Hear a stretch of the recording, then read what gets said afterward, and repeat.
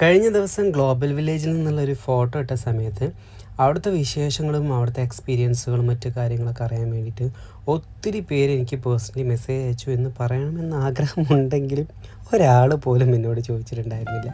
അപ്പോൾ പിന്നെ ഞാൻ തന്നെ ഒരു വീഡിയോ ഇട്ടിട്ട് ഇത് നിങ്ങളെല്ലാവരും അറിയിക്കാമെന്ന് കരുതി.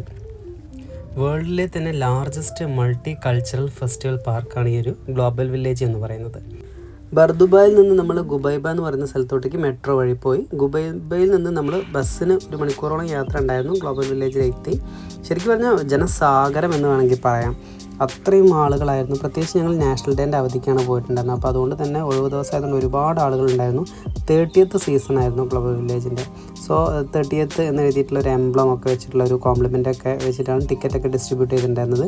ഓരോ രാജ്യങ്ങളുടെ പാവലിയൻ, അതുപോലെ തന്നെ സ്റ്റാളുകൾ, ഫുഡുകൾ, അതുപോലെ തന്നെ അവരുടെ കൾച്ചറൽ പ്രോഗ്രാംസ്, അതൊക്കെ ആയിരുന്നു അവിടുത്തെ ഒരു മെയിനായിട്ടുള്ള അട്രാക്ഷൻ എന്ന് പറയുന്നത്. ലൈറ്റ് വർക്ക്സ് എന്ന് പറയുന്നത് അടിപൊളിയായിരുന്നു, സൂപ്പറായിരുന്നു, ഒന്നും പറയാനില്ല.